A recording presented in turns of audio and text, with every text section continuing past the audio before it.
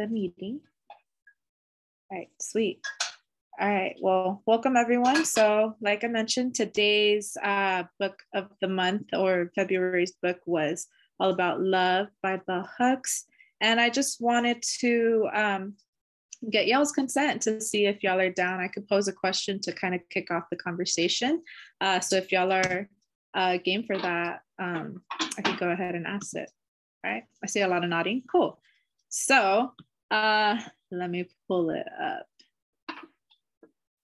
Okay, so the question that I had for this book or for y'all is, in what ways did this book shape or challenge your perception and or understanding of love? And anyone can take the floor on it. I'll start. I was kind of expecting this, that it was going to definitely broaden my perspective of love, right? So that's definitely bringing in every dimension from community to God to spirituality, all of that, right? I had a feeling it was going to encompass more than what we traditionally think of love as romance and things like that, right? So for me, it definitely expanded the conversation to include how we can imagine love as beyond that romantic concept of love to that it permeates everything from our in our society, from our economic system to our communities, everything, right? It can permeate all that. And so for me, I guess to answer the question, it definitely broadened my definition and my perception of that.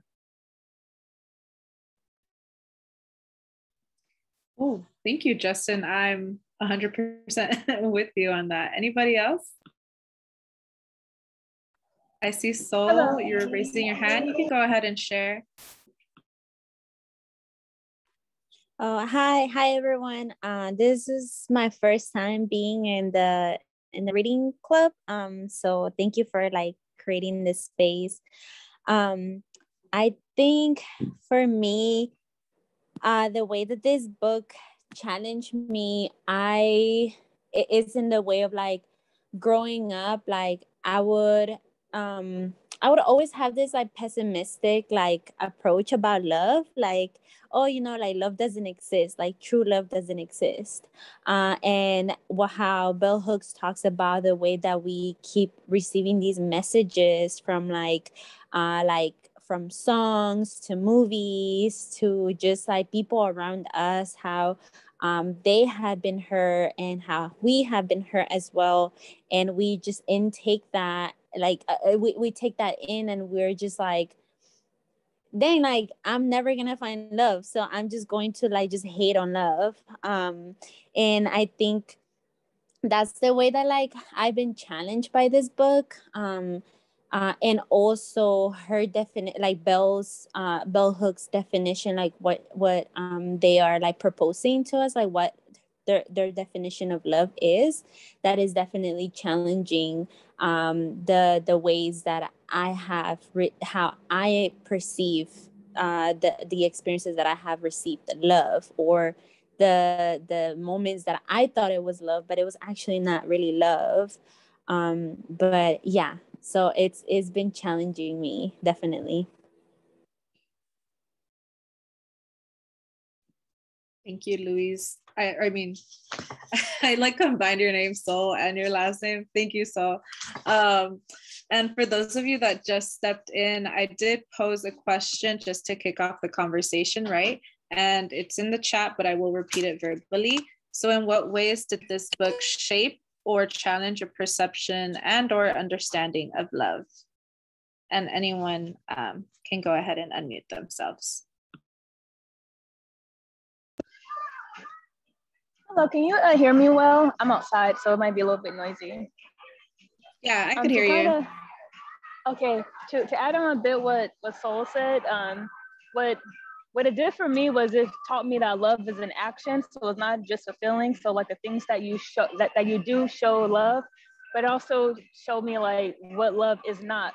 And just thinking about childhood and growing up in the family, getting whoopings, or hearing this I'm doing this because I love you, this kind of stuff. It kind of socializes us to believe this kind of abuse and hurt is normal, and that's a part of a loving dynamic, when that's not really true. And so that was just powerful for me to be able to kind of like step away and be like, oh, that action right there was actually not loving. So yes, thank you. Thank you. Oceana, right? If I'm pronouncing it right. Oceana. Oceana, thank you. I agree, honestly, and that's why I commented. I think she made the points of like love versus care, right? So like growing up in an environment or a family where care was seen, but maybe the way in which they frame love, you know, or definitely it wasn't love, right? So, you know, neglect and abuse, right, are different from like love and other actions, right? So yeah, I'm 100% with you on that reflection. Anybody else? Just Sal, I know you also stepped in a little last minute. So I will also pose a question again. In what ways did this book shape or challenge your perception and or understanding of love?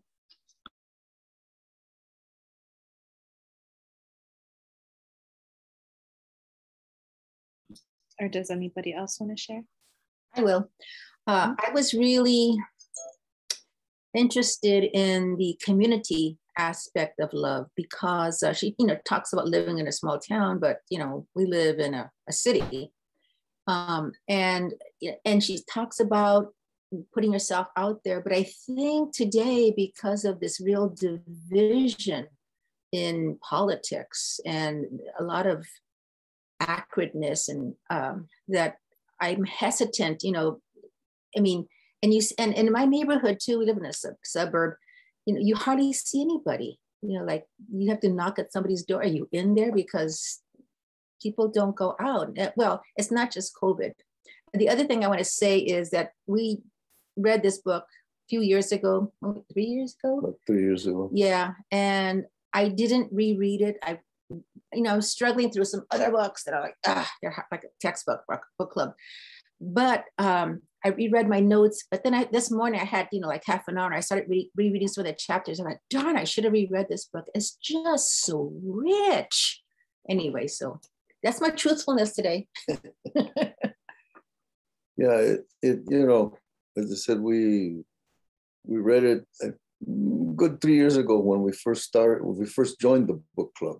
And, it reminds me that rereading it, that how important it is for some books to reread them, to reinforce, to remind you, also to see, if there's been some growth and change and whatever.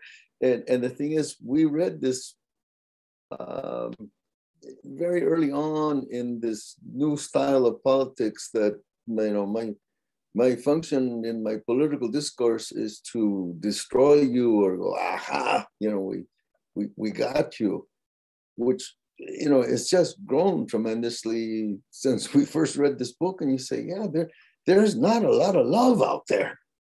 In fact, there's an awful lot of behavior and words which are anti-love, which really present a challenge. I mean, how she talks, for example, and it's interesting, the weaving of the love within a family, within a couple, and being the basis for the love out there in community and strengthening the community. And for example, at one point, she talks about how sometimes people who are in love can get to the point where one sees the other as nagging. And it says, no, sin agravio al presente, okay? No, and says, but being able to see love and make it as a decision, a conscious decision, and you see that what one may perceive as nagging is actually the other person's expression of pain, some kind of pain, which then really almost negates that it's nagging, but it's not a very good way or effective way of communicating, but there has to be that communication. And then returning back to our overall political situation, there's a lot of noise going at each other, but not much communication. And not much love either. Not very little. In fact, it's anti-love, what we see out there.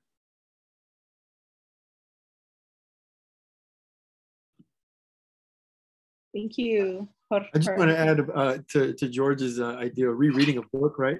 We read a book, some of these books we read on the club, like we've read before, but in this context of a club and a community, it's a totally different experience, right? So rereading it, I look forward to rereading books in this context because I'm looking forward to other perspectives and other ways people interpret it. So I appreciate that.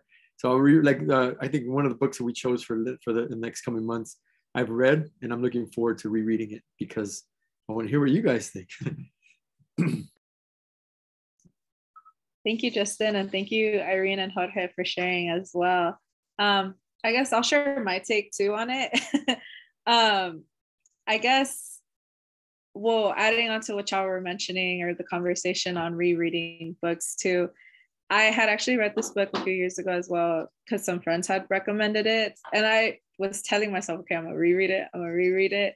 And I just never got around it. But even just like in what some of y'all are like bringing up, you know, it's like also refreshing my mind in terms of like some of the things that I had revisited. I mean, I did get to reread it a little bit, but not fully. But I guess for me, what stood out a lot, even just like in the beginning chapters, the definition that she provides in terms of love, right? So like, and I like made a note of it, right? So when we are loving, we openly and honestly express care, affection, responsibility, respect, and commitment and trust. And I like that it's not like, yes, in a way they're aiming to redefine love, right? Or like how it manifests itself as an action, but also the fact that it's also not limited to the way that I think it was Sol, right, which you were sharing, how oftentimes we think about love just in terms of a romantic relationship and nothing outside of that, right? So like, you know, you can really see this and put into action in like community, right? Or in a romantic relationship or in a platonic relationship or in a relationship to yourself, right? Like, how are you being honest and expressing care to yourself and affection, responsibility, respect, commitment, and trusting yourself in certain endeavors or in your community, right? So in that, it definitely shaped my understanding of love too. I feel like I never carried those negative feelings of it, but I definitely feel that to some capacity growing up like as a teen. I feel like my perceptions of it were skewed due to the way that it's presented in media, right? Through movies or like rom-coms and all of that. But also through the way in which, you know, you learn love or about love in your home, right? Or like through your family or through your guardians and all of that too. Cause like I've reflected on it with one of my partners recently. It's just like there's so many actions that I feel like I learned without even it being verbally communicated to me. And then I was practicing that in my friendships and romantic relationships that I had to unlearn because I thought that was love, you know? Or, you know, a lot of what Bell Hooks mentions throughout the books and her reflections throughout her family life, I'm just like picturing, you know, my caretakers or like my family. And I'm just like, oh yeah, those are the excuses that they would use or the way that they grew up in portraying love and then passing that on to us. And, you know, it's heavy kind of like being like, oh, so, you know, trying to rewire what those connections were, right? So yeah, definitely a lot of important material and just overall wisdom that was shared throughout this book.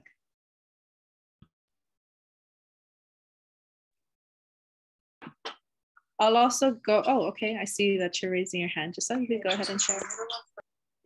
Yeah, thank you. Sorry it took me a minute just to like get in this space and look at my notes, but about the question you asked and like how the book made me reflect on love, I think what stood out to me is the love ethic, but also that like truth telling as a part of a love ethic or as a part of being loving. And, you know, somebody who comes from a family, like a lot of us, right, we're like, you avoid the truth to spare people's feelings. And it's actually not, I don't know, I really don't think it's love to lie or right to be dishonest in that way. And I've really learned that in my in my relationships, my, you know, very close, intimate platonic relationships, as well as my romantic relationships. Like, it doesn't serve the purpose of a loving relationship to, in some way, kind of like be dishonest in order to like spare somebody's feelings. And I think that goes into what somebody said earlier about community, right? Because community requires a level of like justice and love, and like justice and love both require truth telling. And so I really appreciate that, because I think it's a really difficult thing to acknowledge about having a loving relationship.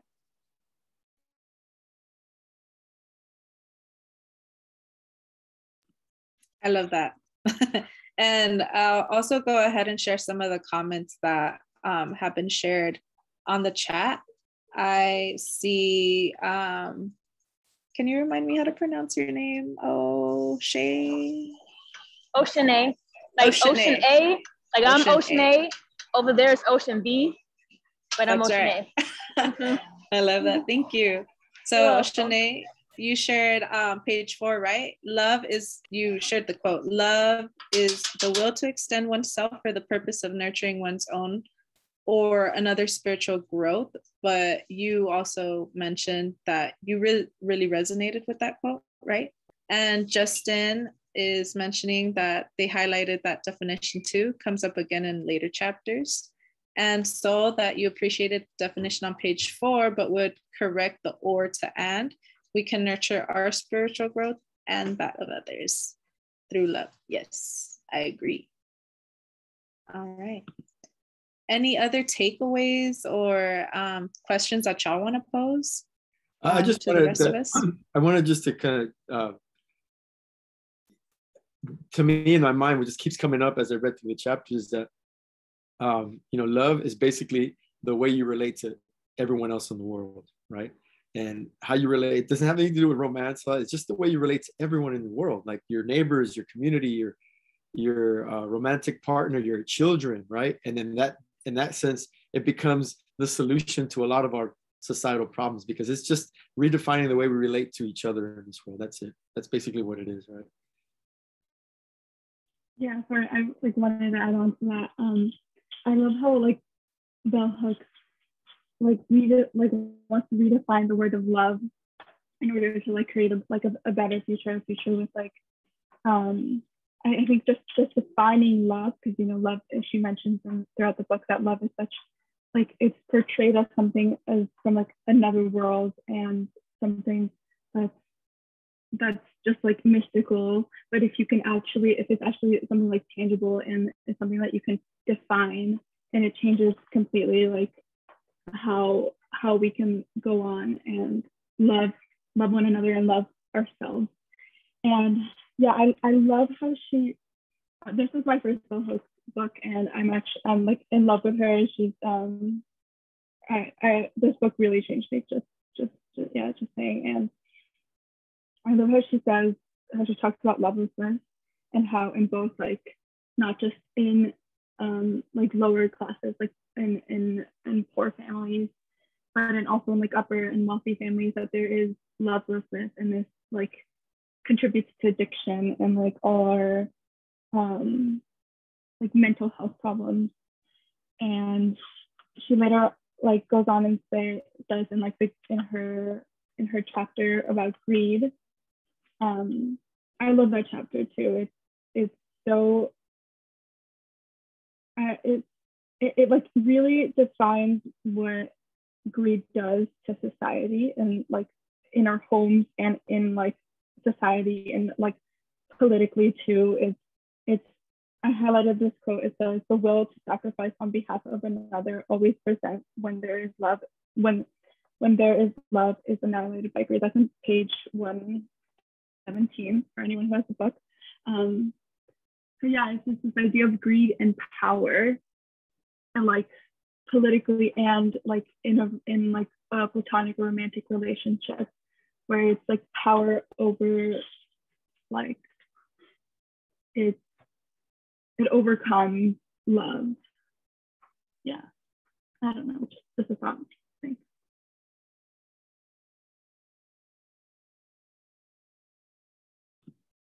Yeah, that was a great point that you brought up, Evelyn.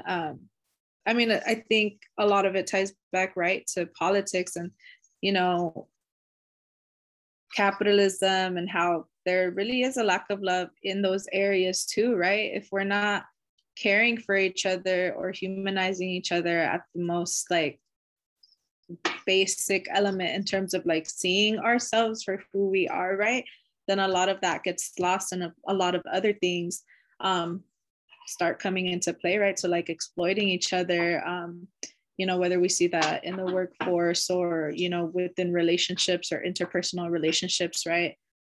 So definitely those are some good points. Yeah, I took especially that chapter on greed. I think this was definitely a critique on capitalism. A lot of that I sense. I think, especially given that, you know, the time where bell hooks grew up, when there was the critique of capitalism was more prevalent than we hear now, and more people were more open to doing that, right? So I definitely took this as a critique to capitalism in many ways, because of the nature of the relationships that are formed in a competitive, exploitive, right? Like, you know, capitalism has to expand. You have to make your profit. So by nature, it kind of defines relationships already. So the challenge in this type of economic system is to try to get beyond that, right? And even though you have to compete by nature, finding ways to be loving and you know, and kind, and not necessarily always have that focus of exploiting and things. You know, there's always like that clash between being communal and then having to, you know, take advantage of each other in these types of in this type of economic system, right? Thank you, Justin. I see you're raising your hand, Carolina. You can go ahead and unmute yourself. Yeah, hi. So glad to be in the space. This is actually my first time reading Bell Hooks. I just picked up her book, and I think it couldn't have come at like a better time. And I just saw that there was a book club as well. So I was like, wow, this is perfect timing. Really crazy. Yeah. But for me, as of right now, I feel like the chapter that really was like hitting close to home was spirituality. So I'm going to share a little bit, I guess, about like my own personal experience. But back in December, I went to my hometown, my parents' hometown, for the first time. They live in a small town. They're indigenous. They live a really basic life. Like they don't hold on to materialistic things. They just live differently there. They walk differently. The culture is differently over there. And I feel like when I was there, I had like this crazy moment where I was like, almost like anxiety, where I was like, oh my God, like I've never been part of a world like this. Like, I don't know, we're so materialistic, such a capitalistic culture. And I don't know, I think Bell Hooks was just talking about just how within capitalism and individualism, like there's often like lack of that, like, I don't know, like spiritual like aspect to love. And I don't know, it just really hit close to home and made me realize like, wow, I think when we go about our days in capitalism and having to constantly produce and going and, you know, working, doing our job that maybe we don't love or whatever, like we lose sight of all of that, of nurturing like our spirit and nurturing like how we love ourselves, how we love each other. So yeah, I think I agree with what Justin was saying about within capitalism and greed, love is not going to be able to like coexist. Like I don't think it can. And I think that's what Bell Hooks is saying. And I don't know, it's all coming like full circle for me now. And I was like, oh, I think that's why I felt that way, because for the first time I was having to sit with everything, and I wasn't having to produce. I wasn't expected to like walk fast to get to work, or like I kind of just had to sit with everything, and it felt heavy for me. But I don't know, reading Bell Hooks, I was like, oh, I think that's why. But I don't know, it's been really eye-opening. I just wanted to share a little bit of my own like personal experience and what I'm going through reading Bell Hooks right now. But yeah, also the love ethic. It's really powerful. Yes, I think Irene has a question. Oh, I think you're unmuted. I'm sorry. Yeah. I'm dying to know where you were. I just started working in public policy, actually. So it's exactly, it's like, it's spot on, but I meant, where did you go visit that was so different? I mean, I'm sure we'd all like to go there. Oh my God. Yeah, my parents are from Oaxaca. It's like indigenous town in the middle of nowhere. Like you're just surrounded by land. It's beautiful, but people walk slow there. People talk to each other. Everyone knows themselves there. They say hi to everyone. There's time just is slow there. It's slow. People just live, and it was just a huge shock to me. You know, it like gave me anxiety to the point where I was like, what am I doing with my life? And I didn't know where that came from, but I think Bell Hooks is guiding me in a way, and I think I'm understanding it a little bit more. Anyway, yeah, I just wanted to share that.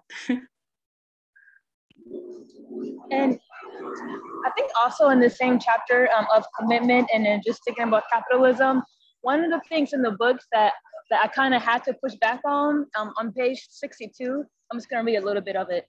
She says that work occupies much of our time. Doing work we hate assaults our self-esteem and self-confidence. Yet most workers cannot do the work they love. But we can all enhance our capacity to live purposely by learning how to experience satisfaction in whatever work we do. We find that satisfaction by giving any job total commitment. And then she goes on about how she hated her teaching job, but then she gave her best, and that made her, like her job more. I feel like though, for a lot of people who are working like really hard, back-breaking jobs, or, like really not making enough to really sustain your life or, care for yourself, I'm kind of finding it hard, to basically give your best in a job that you don't like for the purpose of, trying to find some love in it. I don't know. I was just kind of having like a hard time with that. Yeah, with this, yeah. I just don't see how if you're really struggling out here, how you can do that.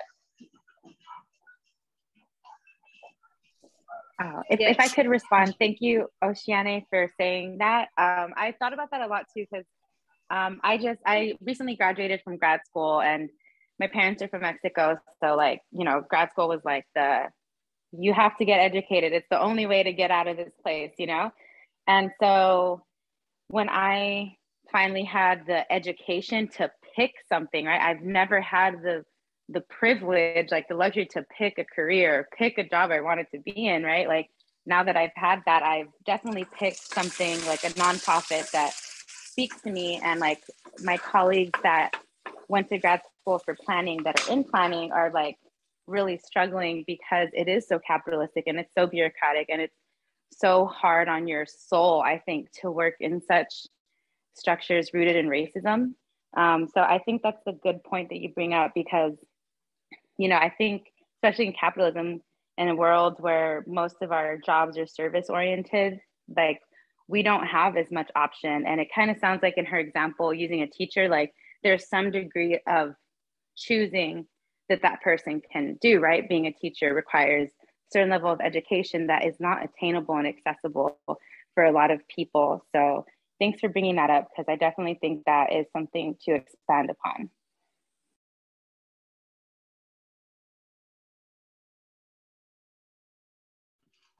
Yeah, thank you. And I think that also, going back to, I believe, what you were mentioning, Carolina, earlier as well, or I think just the overall themes, right, of like how we see like love manifested in our communities too. Like I also think about how like individualism is so deeply tied and rooted in capitalism too, since we're also talking about capitalism, right? So it's like also like how we're even like getting to know, give me a moment.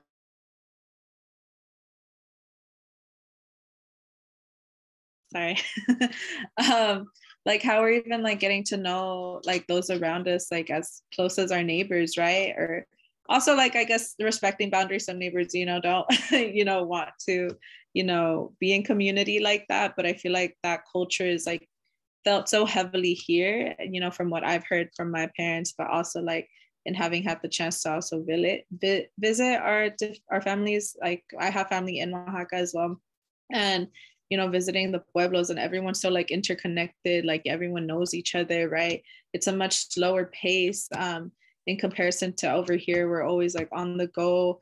And as Oshane was mentioning, and Gisela as well, you know, like oftentimes occupying jobs that like don't even care for us. So it's also like, how are they expecting us in return to also like care for it, you know, or you know, find the need every day to like want to emit that energy, right? Like it could be really draining. So I definitely like appreciate those points of views too. And what you mentioned, Giselle, too, like I definitely believe bell hooks was coming from that point of like being able to choose, right? Because sometimes the majority of us in working service oriented jobs, it's not to say that we don't have the option to choose, but sometimes those opportunities feel really limited, right? Because like there's also options in terms of like the nonprofit world, but also the nonprofit world isn't perfect. And there's also a lot of I guess like nuances like attached to that also like I guess that like industry as well like isn't always like the most what's it called, like serviceable for everyone, right? I guess per se. But I guess those are some really great points. I wanted to, if I could add to discussing this idea of this whole book. So one of my favorite words I learned in school was this idea of intersubjectivity, right? It was a linguistics term. And intersubjectivity basically means that before you start a conversation on anything, let's make sure we all share the same definition of the concepts that we're going to talk about, right? So if we're going to talk about, I don't know, love, right? Well, love in this case, we can't talk about it if everyone has a different perception of it, right? So let's start off by everyone sharing the same definition.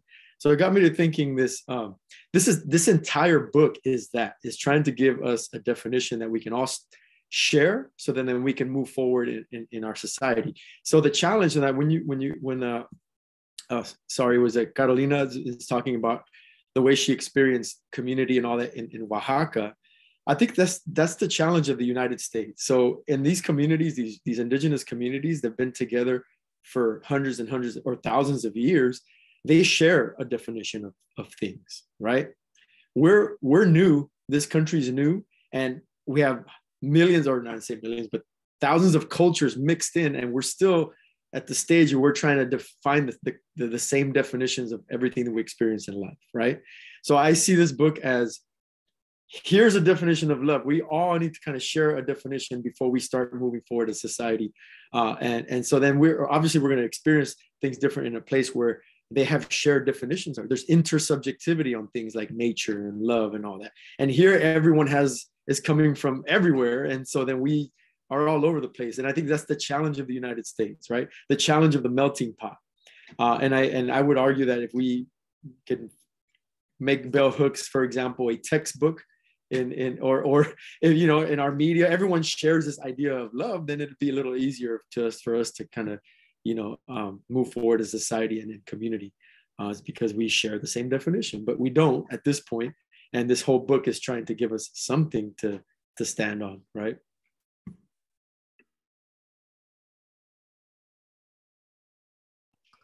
And to Justin's point, bell hooks, she kind of talks a little bit about that specifically when it came towards like the civil rights movement, about how MLK built his whole, you know, I guess movement, or I guess philosophy on love, and how a lot of religions, whether it's like Christianity, Buddhism, whatever, is also built on love. But then somehow, some way, we still got a lot of folks who are claiming to be religious folks and everything like this, you know, spiritual people, who are still doing very like, you know, like harmful things to people and this kind of stuff. And so I guess I'm in agreement that if we were all really living on like this principle of love, of working towards each other's and our own spiritual growth, that we would be probably in a better place.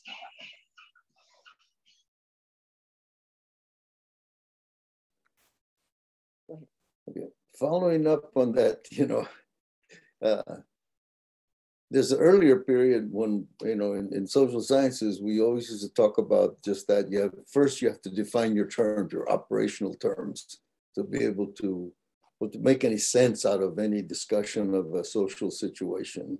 And it's interesting that one of the words that was struck the second time through this book, that was the notion of narcissism, because she distinguishes, you know, narcissism is a bad word, right? Who the heck likes narcissist? I mean, our 45th president, that's the word they kept using over and over, and it was not a compliment. And yet in here, she talks about negative narcissism and positive narcissism. There has to be, when we're talking about that love, there's also love of self, and that has to be healthy and developed, and it's developed in the relationships with others. It's a social thing. It's not, you know, you can't say, well, I'm gonna go off like the hippies of you know, our youth or my youth. They'd say, oh, you got to get your head together first. I said, and then you'll do something. I says, no, you get your head together while you're doing something. It's not two separate processes. And it's the same with love, and love can be negative, love can be positive in this sense, in terms of its impact. And we're fighting against, you know, tying it into the capitalism, we're fighting against a constant bombardment of capitalist monopoly control of media, even our entertainment, not just the news, but the entertainment.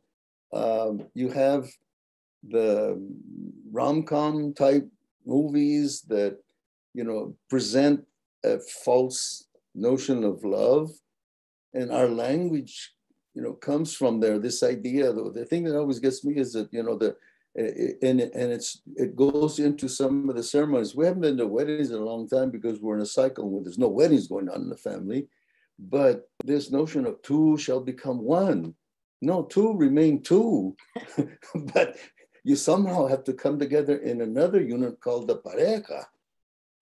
And if you think that you're now one, you're going to be in trouble pretty fast, because those boundaries are there, and you know, they just we've been together 50 years married, a couple years before, and it's still a learning process. And one of the things I like about Bell Hooks is several times she talks about the work of love. You have to put effort into it. You have to be aware of it. You got to work at it. And some people say, oh, no, that's not real gacho. I mean, if you're working at it, it's not love. I said, no, just the opposite. And the other aspect, when she talks, you know, there's a section in there where you go, hijo, we're talking about love, and she's talking about death and how death is part of the patriarchal approach. Well, what do we get in the media too? All the death and destruction, all these shows about the criminal, you know, system, they call it the justice system, but there's no justice there. And it's all death, violence, and, you know, and you're getting hit with the rom-com, and you're getting hit with the you know, policiaca, almost like an alarma type, you know, bang, bang, bang with violence. And it can drive you crazy, make you schizophrenic, and say, what the heck, you know, forget it. Because people are making money hitting us with these messages. And I don't think they think about the consequences.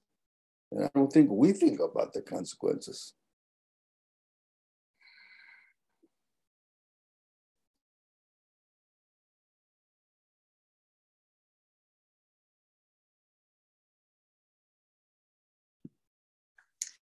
Just dropped a lot. But I really appreciate that too. I made a comment in the chat as well about, you know, kind of tying back to what you mentioned, right? Like, if love is an action, then we must practice it as we go, right? So on top of just feeling it, you know, that practice will evolve just as much as like we evolve and grow too, right? And I really like that you brought up too the way in which even just like language or media, the way that we see love depicted throughout our lives, or at least specifically talking about here in the US, right? Because I'm assuming, you know, we're living here, we've grown up here, we've been exposed to love, or the way that it's, you know, perceived here in the US. But I also have spent a lot of time thinking about the way in which, like, when folks get married or when folks get in a relationship, it's always like, you know, that language of like, you know, two become one, you're like, you just become one person. And like within these last few years, I've just been like in being single, or in that solitude or romantic solitude, I've just been like, no, you know, I don't want to lose myself in someone. I want to remain myself, and I would like the same on the other end, right? Like with whoever I end up with, because at the end of the day, you know, like, que pasa, like if y'all break up, or if, you know, you somehow you lose each other, you know, I feel like that's where a lot of like pain and grief also comes out too in those types of relationships. Or specifically, I'm talking more about like romantic relationships, you know, where it's just like, oh, my other half, or it's just like, yes, I lost this person, in contrast to just like, okay, I lost this person, you know, this part of me, this era, this phase, like, what can I learn from it? Like, I can still feel the pain of like losing this person, instead of being like, oh, what will I do without this person? Like, my life is over, I am no longer a being, you know. Or I feel like always, I feel like that's like the language that I've seen expressed from like either friends or media in terms of that. Whereas like, I've really just grown tired of it. I'm like, you know, like, if I'm gonna step into a relationship, I like really want to practice just like remaining as whole and integral to myself. And like, rather than two becoming one, it's like, how does 1 + 1 make 2, you know? And then, you know, from that to, you know, create something, and whatever that might mean in that relationship, right? But yeah, I really appreciate having y'all here too, like as elders, you know, Irene and Jorge, because y'all are bringing a lot of wisdom in, and I mean, from that, you know. So yeah.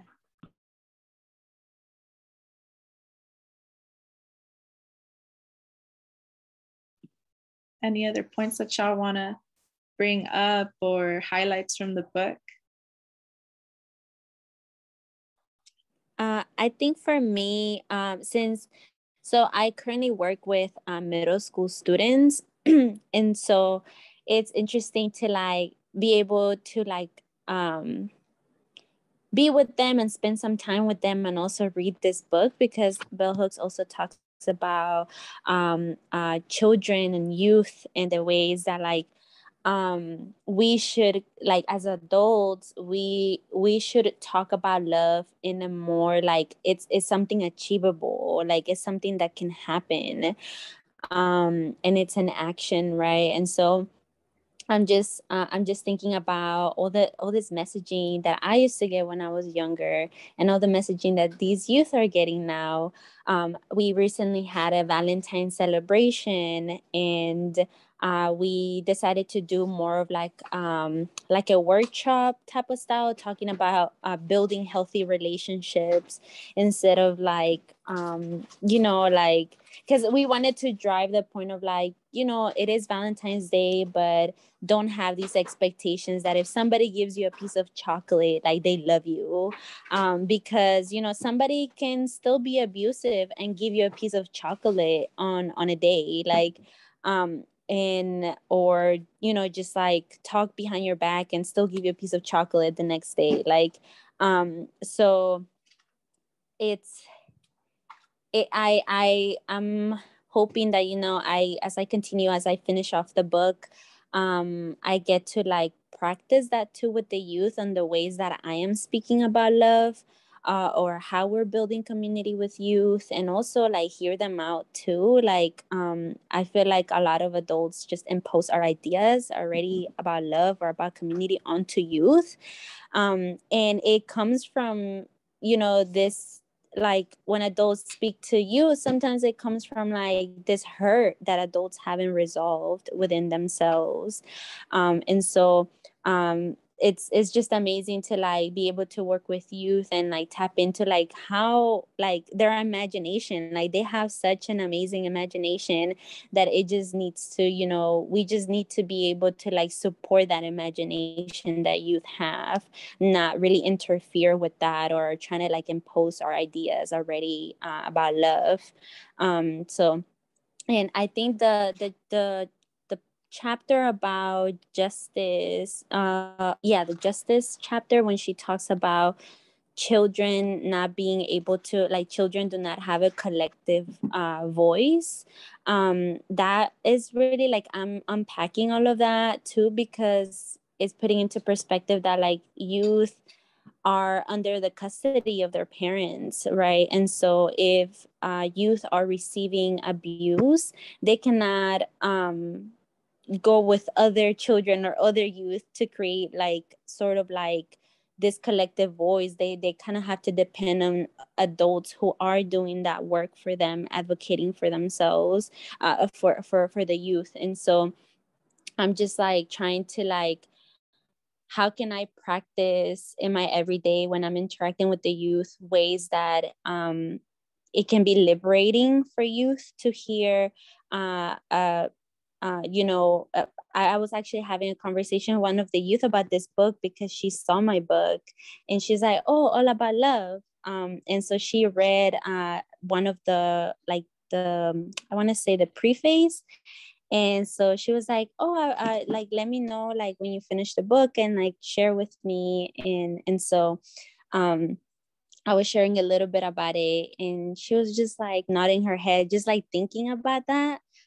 Which, you know, hopefully I know that bell hooks is like pretty heavy. It could be heavy for like younger like readers, but I'm sure that like hopefully with time, like we're continuing to have these conversations with youth, and hopefully it might not click right now, but in a few years, even for us, right, it might not click right now, it might click on some like years later.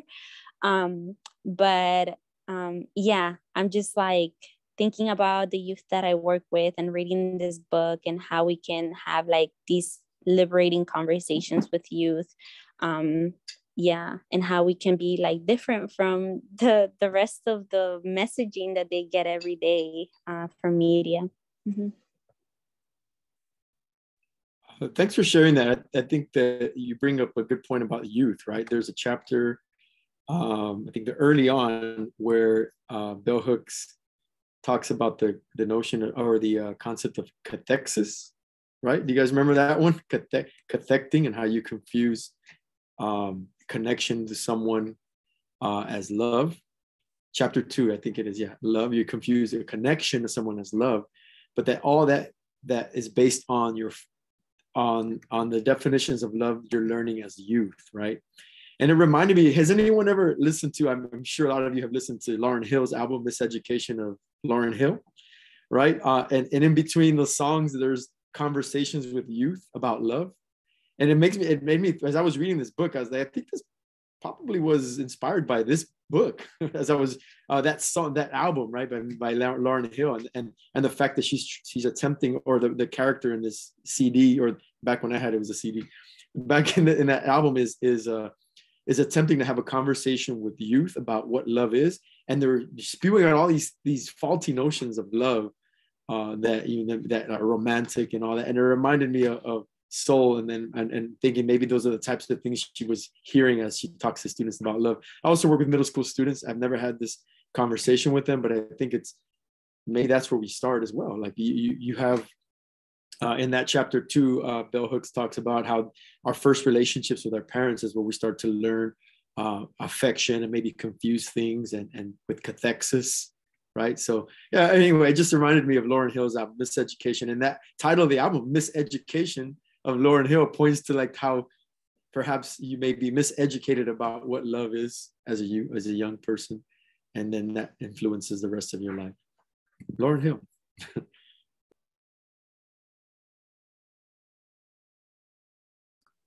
I have to say that I have been, it seems like I'm noticing more that there is a lot of bullying in programs today. I don't remember that so much when I was young, but you know, a lot of literature and entertainment is based on conflict. And so I'm thinking that we need to provide that antidote to young people, as you know, Sol and Justin are talking about, because you know, they don't know any other ways to be. I had a friend one time who was married to this man who was very abusive, and I said, well, why didn't you leave him? She says, well, I thought that's how life was. That's how I was raised in my family. So I said, well, didn't you see, you know, there are programs on TV, like, you know, old programs where the family got along. She says, I didn't believe that was real. And so it's so important, I think, for the adults who work with these youth that you provide an antidote and to teach them how to get along. I think that's so, so important. Yeah, that's a good point. And as a teacher myself, I've always struggled with the what I grew up in how the context of learning as a child was competitive, and I started to see how that, you know, in a classroom, that competition breeds antagonism and all that. So, you know, it leads to that in some cases. So I've always been conscious of that as I've noticed it, and tried to find ways to not make it competitive. And I think there's a movement in education for student-centered learning and making it a communal effort to learn, instead of, you know, who can get the highest score, or, you know, because I fell into that trap as a teacher early on in my career, is making things competitive, right? I fell into that trap because that's how I learned, right? That's how I learned. But I also started to see how that was affecting the relationships students were having with each other. And so I know there's pedagogy out there that attempts to surpass that type of learning, and where you make it communal and shared knowledge, things like that. So that's out there. It's something that people have to learn to do as well, and be willing to be conscious of what they're constructing in their classroom, the types of interactions too.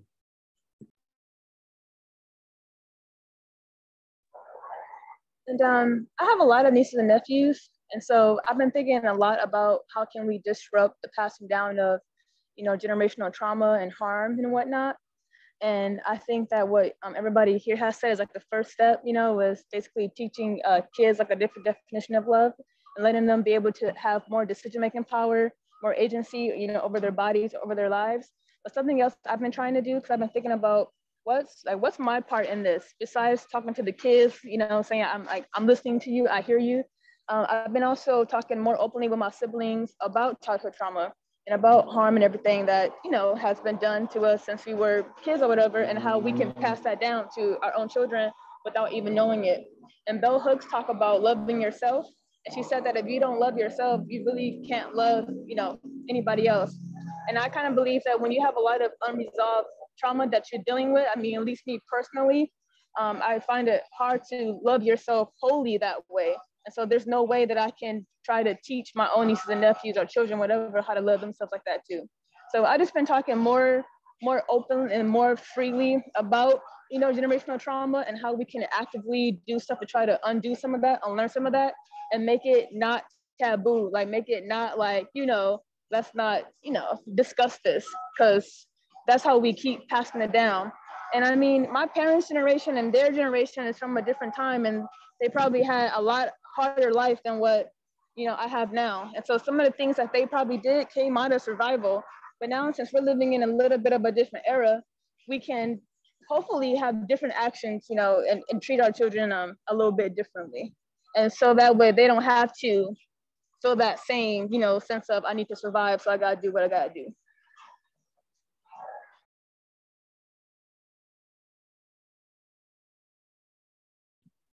I'd like to add on to some of what you shared too, Shanae, because I feel like it's some of the language that I as well have seen like throughout the years too, and maybe kind of contrast it, because I know that there's been conversations had about oftentimes feeling like if I'm not at a capacity to like love, or if I've gone through all of this like trauma per se, then I like, how can I love someone if I don't love myself, right? But I feel like also like being open to love, right?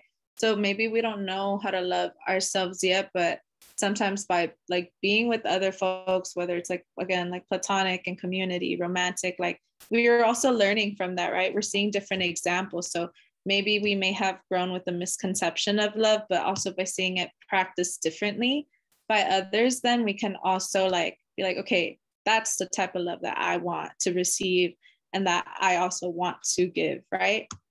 And then in that way, like I think that's also an act of breaking those generational curses or traumas too, right? Because like we can then practice that not only by starting with ourselves, but also, you know, and having these conversations with, you know, younger siblings, younger cousins, or the youth, you know, if we're working with youth as well.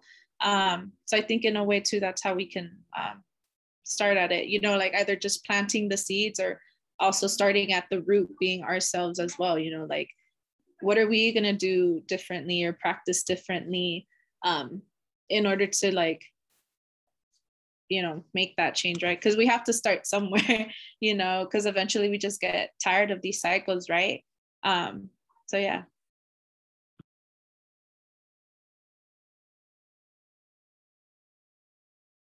I think this is where community comes back in. You have to have a community of other people who are willing to retrain parents. You know, my mother used to hit me a lot. And so when my first daughter, I would hit her. And I finally entered a class for a parent education. And the discussions were how to discipline your child without traumatizing them, without hitting them.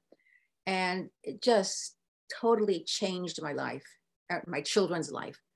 And, you know, like, I mean, this was a class, but, you know, this can happen in communities too, if we care enough to change things. Anyway, I'm just saying that, you know, like love is action. We need to do something about that. And following on that one is one of the things that the bell hooks talks about is finding those groups, communities of like thinking people who are trying to build upon love, to, you know, to act, to practice love. And, you know, you have to have a community of like thinking, like feeling people around you. You can't by yourself. You'll be swept away by all this, the media and what's going on in the politics, and it there was a leftist group back in the 60s and 70s that put out a magazine called Against the Current. And I had a friend who says, you know, if you try to swim against the current, that was the image, that we're not going with, you know, the masses of society, we're going against the current. He says, if you go against the current, what's going to happen, you know, in using, you know, going back, concretizing the metaphor, saying if you're in a river that has a current and you're constantly going against it, you're eventually going to tire and drown. He says, what you have to do to go against the current is you look along the sides of the river, there's little eddies, there's little places where there's a kind of a counter current that's going. So you have to seek out those places to be able to survive going upstream against the current.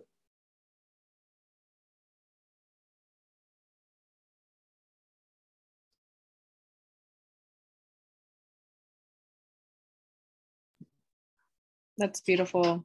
Or I like the picture that it painted in my head, you know, as you were explaining it, but that's a very great and powerful point too, right? Finding those pocket communities, you know, this can be one of them too, right? You know, the discussions that we have are definitely aiding in those changes or aiding in those pauses as you continue to go against the current or go against those generational traumas, right, or family traumas, family cycles, that pocket that allows you to kind of take a breather and be reminded that, hey, like, although we might see a lot of maybe anti-love or misconceptions of what love are, there are pockets of communities or pockets of folks that are trying to challenge that, right? So whether it's like starting with bell hooks or starting with like even just like this book club, right? That's a little pocket per se. I agree with that. And I think in the last two books we read Angela Davis and then the one prior to that, and then because this is a social justice book club, right? We always kind of feel like, what's the call to action, right? What's the call to action? And we all, we all have our capacities and whatever we can to do for action. But as I said in the last book club, the last book with Angela Davis, is this book club is an action you're taking to try to expand your definition of love, to find a community where you can discuss your, and make yourself vulnerable. That's the action you're taking. I think that's the first step, right? And then hopefully it inspires something else beyond that. But this book club is the action we take. And I think all the books we're going to read, we're going to say, okay, what's the call to action? Because it's a social justice book club, right? Okay. I have a friend who always, when looking at social action, he says there's two struggles. There's two struggles. The one inside you, the struggle of your ideas, the struggle where you are dealing with where you are, what your perspective is. He says, and that is linked to that struggle outside. He says, you have to engage in both those struggles at the same time. And those two struggles interact with each other and influence each other. That's well said. I appreciate that comment. Yeah.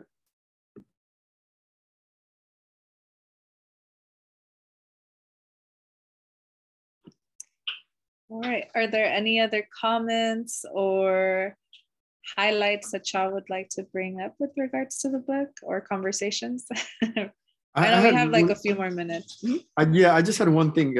Oceanaid brought up like a pushback she had on this book, and we have to be critical of everything we read, and not everyone's perfect. And I think one thing that caught my attention was, I get this a lot when people in conversation, when people overgeneralize about men and women, right? I was surprised to hear a lot of that overgeneralization, like men typically do this or women typically do that. I was surprised to hear that from bell hooks. There was one, I think, just to give you an example, I was looking for one right now, or this is a small example, but it says, women rarely choose men solely on the basis of erotic connection, while most females acknowledge. So that kind of thing, right? Where you're like, I'd like to think of men and women as just individuals, right? And we start putting people in boxes, like women do this. Men. I mean, I get it. There's some similarities and all that, but I'm always hesitant to buy into that completely. Like men usually do this, women usually do that, right? It's a big conversation, bigger than this book, because you can think of feminine energy and masculine, all that kind of, it gets complicated. But I'm always hesitant to buy into those overgeneralizations. I don't feel like, I've always struggled to be put in box as a man, right? And the man usually does this. It limits your potential as a human being, I think. And I was surprised to see that, men and women talked about in that way in this book.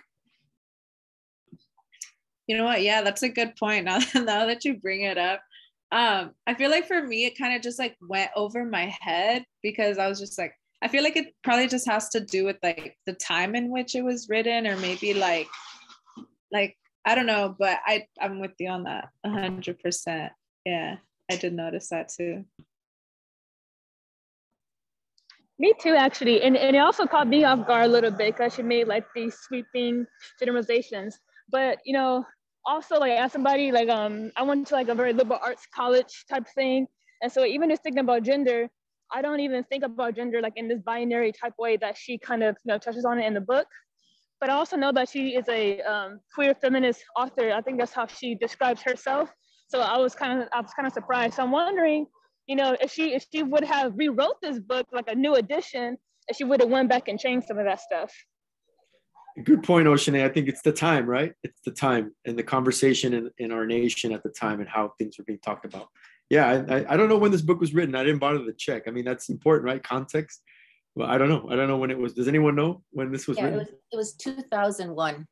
And one of my questions was that how would Bell Hooks, I forgot. Okay, what would Bell Hooks say today? How would she react and respond to events? And by the way, I want to just mention that I do know I do know people with men whose families have suffered because of toxic masculinity.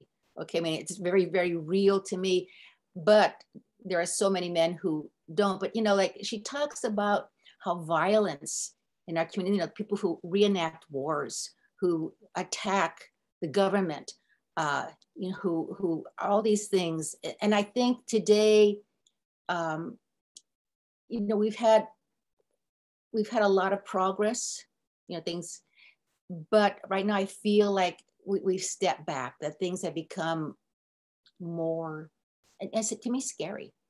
And the book I've been struggling with is called Enlightenment Now by Steven Pinker.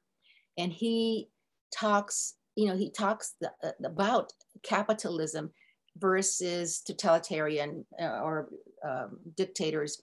And so, you know, we do live in a capitalist society and there are a lot of negatives about it, but, you know, we do have some freedom within it.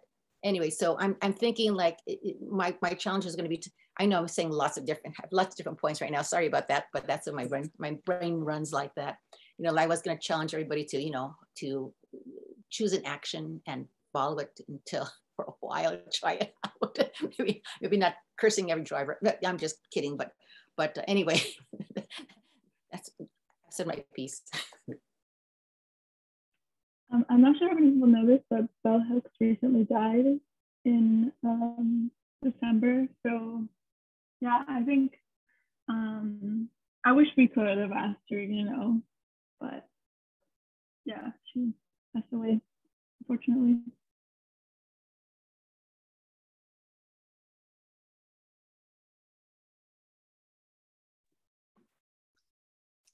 All right. Well, thank you for sharing, Evelyn, as well for that news. Yeah, she unfortunately did just recently pass away and fairly young too. So it definitely would have been great to, you know, have that conversation and ask that question to her. Irene, did you want to unmute yourself or add another comment? Or Jorge? Okay, go for it. No, just there's so much more in this book that we haven't touched and won't have time to, but the idea that we may have to learn to live with less, that, you know, to curb all these excesses, and part of love may mean, you know, getting by with a little less, because, you know, like supposedly they taught us in kindergarten, que bonito es compartir, we got to share. We got to share, and that means you give up some of the things you have. It seems to me that younger people these days don't need all the stuff my generation and older people have accumulated. I mean, I've been to some, I'm going off the topic, you know, I'm sorry, I'm going off the topic again. If you want to share that final word, go for it. Okay, you know, I've been to places where secondhand stores, and I see tons of china and wines and, you know, glass sets and things that nobody wants anymore. You know, I have friends who are trying to give hand stuff down, you know, pottery and all, they don't want it. So I think that it seems to me that younger people today are learning how to live with less. We have to, you know, I think it would, on the other hand, I did have a question, you know, if we, you know, she talks about greed and the effects of it. And if we stopped, I don't know how to say this, if we stopped buying things, what happened to our capitalistic society? Would we have jobs? So, you know, there's always that little wonder in there too. I mean, look what happened to during the pandemic, right? It's part of the addiction, right? Isn't that chapter on addiction? We're addicted to shopping. But in order to give us some relief over lovelessness, right? I think lovelessness, she says.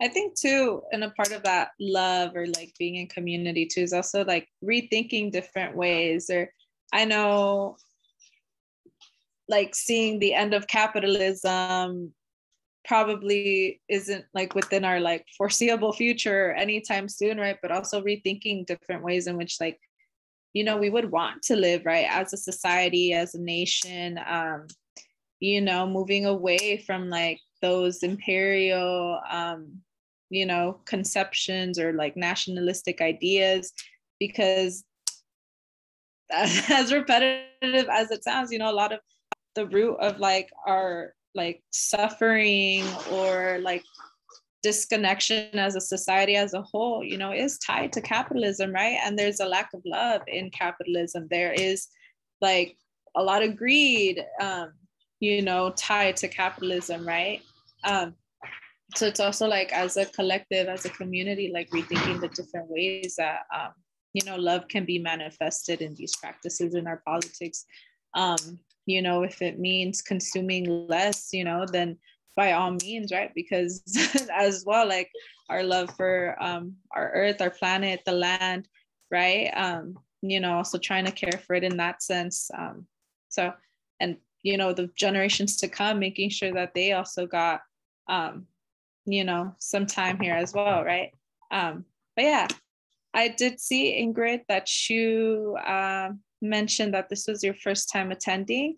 So I can definitely share a little bit more about the Social Justice Book Club, but how about we close out with a kind of recap or a checkout as to what we're feeling, or one word to describe, one word or sentence, because I think we shared a lot, right? So I don't know if you can put it all together in one word, but to share what you're feeling or what your takeaway from this conversation and overall book was. And anyone can kick us off.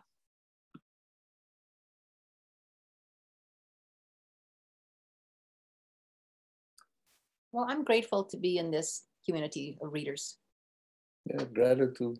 This was a good way to spend some time. I think if I can go next, I think I feel like a little bit empowered. After college, I had no energy or sense to even pick up a book. I felt burnt out. And now I'm like actually excited to get back into reading, which I never thought I would see myself doing ever. And actually find myself enjoying reading. So I want to continue that. And I just feel like super, excited and inspired and happy to be in the space. So thank you. Yeah, I think for me, I think knowledge is communal. Like we said, I think students learn best when it's a community and there isn't a competition. And in this context, it's, we're sharing our experiences and then trying to make sense of the world through the writings we read. And I think it only makes us, gives us our perspective and our worldview a little more well-roundedness. So I appreciate that about this book club.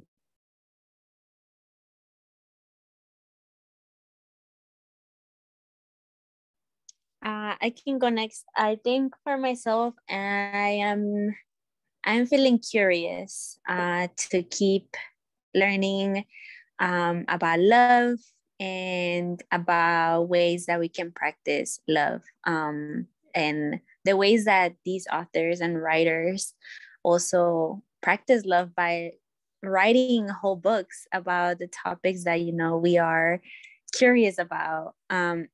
So yeah, I think I'm leaving with more curiosity.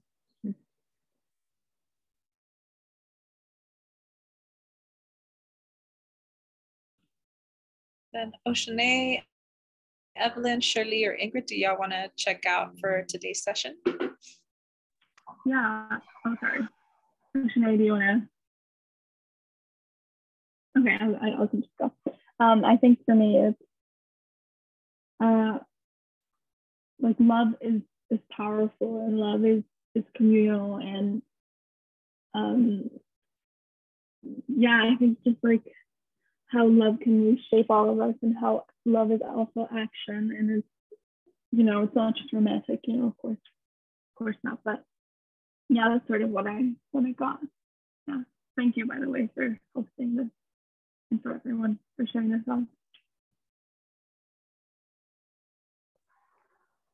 My word today for checking in or checking out would be, I feel supported.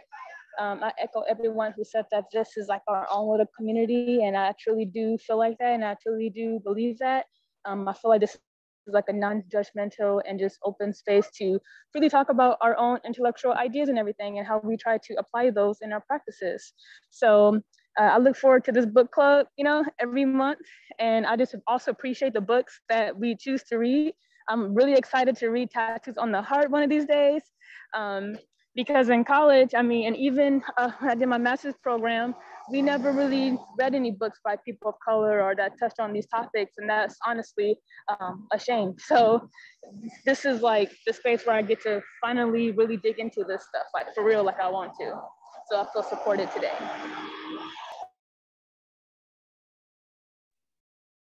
By the way, I think I believe our next book is Tattoos on the Heart, which is what I recommended for the group last month.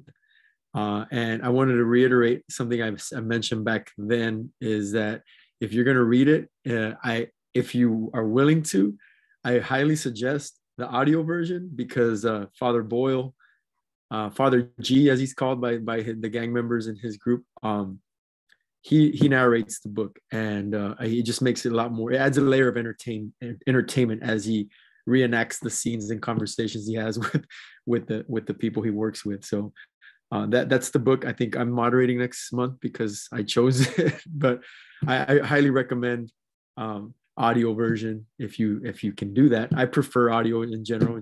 And oh, by the way, this book wasn't available on audio, so I had to read. I fell asleep so much. Reading makes me sleepy, so I had to struggle through this book because I'm an audio person more than anything else. And I couldn't find this on audio. No one has it available. Someone on YouTube was reading it out loud. Yeah. That was it.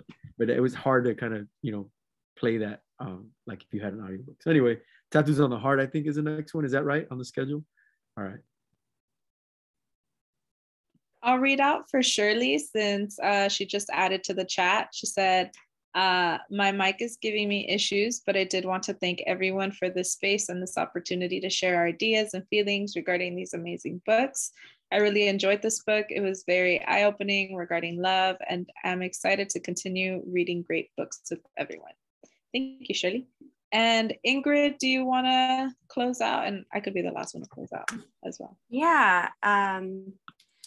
I am definitely grateful for this space. This is my first time being here. Just kind of wanted to kind of see what the groove of things were. And I really liked it. I really enjoyed it. I personally have not read this book, but I'm based off of what everyone said and what I heard, I'm definitely going to be reading it.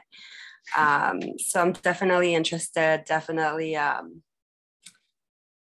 leaving with curiosity, and definitely going to be checking out that book and interested in what everyone's going to be reading in the future and how I'll be a part of that. So thank you, everyone. Thank you. Yeah, and just as a reminder too, you don't need, like, for those of you that are new or coming back, right? I think for those that consistently come, you already know this, but like, you don't need to like read the whole book or have finished it, or even if you're just curious about the book and you want to hear like what our thoughts are or what the club's thoughts are, definitely just come in, listen. And that's pretty much like what the space is for. To give my checkout, I'm feeling both grounded and in gratitude for having been present today. It's been a while, honestly, like years since I participated in the Social Justice Book Club. So it's really great sharing space and palabra or word with all of y'all. Overall, this book is really great and transformative on so many fronts. So I'm just like super glad to be here. And just as a reminder, like, we definitely have the power to create that change within our communities, even though sometimes it might be like daunting or intimidating, or even just like can bring us down to, you know, as a result of capitalism y todo eso. But we definitely have the capacity to start within ourselves or start small, and hopefully, you know, definitely think about creating different futures for generations to come, but also for those of us living in the current, you know. But yeah, and for just general information about the book club, I know we're like running short on time, so I don't want to intrude too much on y'all's time, but we meet every third Saturday of the month, and as Justin mentioned, he will be moderating the next one, and the next book is what's the title again? Can you? Tattoos on the Heart. Tattoos on the Heart. Yes. Father Gregory Boyle, Homeboy Industries. Mm-hmm. Yes. And I think you'll find these themes of love are all over that book, and redefining what love means, and talking about generational trauma, and all that stuff is all in this book too, in an entertaining type of way too. Cool. Thank you, Justin. And you can find that book at the Achuchas if you're at a capacity to support us, you know, per usual. So we do carry it. We carry it both in English and in Spanish as well. But if y'all have any questions, as usual, let me know. Or if you would also like to get onto the Social Justice Book Club newsletter, which is where we also send updates on the club, you can go ahead and email Andrea, which I will put her email in the chat. It's just Andrea, ANDREA @theachucha.org. And yeah. Well, actually, Ingrid, you also asked about the Young Warriors too, right? So again, I don't know how familiar y'all are with the Young Warriors, but we are a youth mentoring group. It was founded by our director, Myra Zaragoza, about 15 years ago. But we basically provide a healing space for youth, mainly ages like 13 to 18, but also college level or college age students are definitely okay. So like young adults, or even if you're outside of college, any young adult, right? But we cultivate a space of healing using like ancestral knowledge, the arts, literacy, poetry, definitely several mediums to approaching that and what healing can look like, and practicing definitely being in community. So if you have any questions too, you can either reach out to me or Myra, which I will provide our emails down below. But other than that, that pretty much closes out our session for today. But yeah, thank y'all. Thank y'all for showing up and, you know, being in community. Take care, everyone. Thank you. Have a good weekend. Thank you. See ya. Take care.